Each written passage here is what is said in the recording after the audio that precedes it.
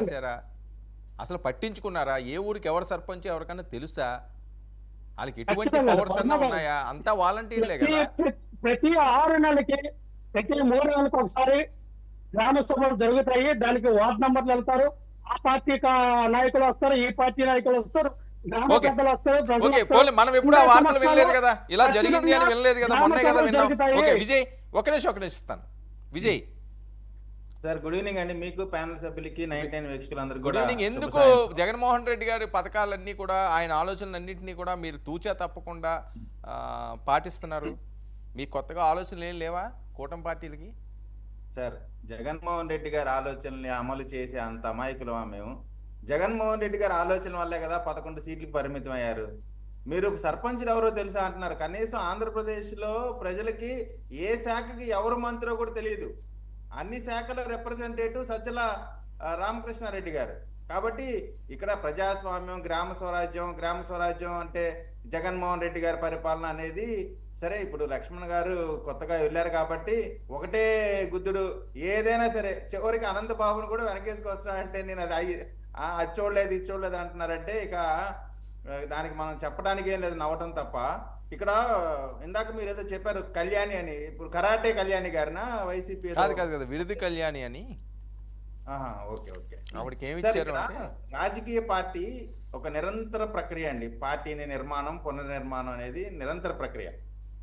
జగన్మోహన్ రెడ్డి గారు కూడా మీరు అన్నట్టు, మేడం గారు అన్నట్టు కూడా పార్టీని పునర్నిర్మాణం చేసేటప్పుడు నష్టపోయినప్పుడు, ఎన్నికల్లో ప్రజల చేత చిత్కరించబడినప్పుడు మనం ఏ విధంగా ముందుకెళ్ళాలి, పార్టీలో ఉన్న నాయకులు వాళ్ళ యొక్క మానసిక పరిస్థితి ఎట్లా ఉంది, వాళ్ళని ఎలా ఎంకరేజ్ చేశాము, దానివల్ల ఏం నష్టం జరిగింది అనేది అనలైజ్ చేయకుండా గోరంట్ల మాధవ్ కానీ, లేదు అనంతబాబు కానీ, అంబటి రాంబాబు గారు కానీ, అంబటి రాంబాబు గారు కాల్ రికార్డ్ గంట అరగంట అనేది జరిగింది కదా, అది జరిగిన తర్వాత మంత్రి పదవి ఇచ్చారు. గోరంట్ల మాధవ్ ఇష్యూ జరిగినప్పుడు ఆయన్ని మొదటనేమో సజ్జల రామకృష్ణ గారు తీవ్రమైన చర్యలు ఉంటాయి, అసలు బాధ్యత వారిని అసలు వదిలే పరిస్థితి లేదన్నారు. చివరికి ఏంటి తూచన్నారు. అలానే అవంతి గారు అంటే అసలు ఇంకా దారుణం, అత్యంత అన్యాయమైనది ఏంటంటే జగన్మోహన్ రెడ్డి గారు ప్రభుత్వం పడిపోవటానికి ఒక 20% అనంతబాబే కారణం.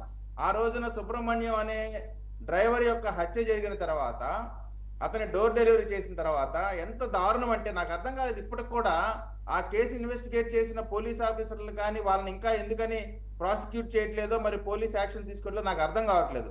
ఆ రోజు ఉన్నటువంటి ఎస్పీ గారు ప్రెస్ మీట్ పెట్టి గౌరవనీయులైన అనంతబాబు గారు ఒక్కరే హత్య చేశారు, వారొక్కరే చేసి, ఒక్కరే ఎత్తుకొని, ఒక్కరే కారులో పెట్టుకొని, ఒక్కరే అంటే ఒక చనిపోయి ఒక మనిషిని చంపి డెడ్ బాడీని తీసుకొని ఇంటికి ఒకడే వచ్చాడంట, అతను ఒక్కడే ముద్దాయంట.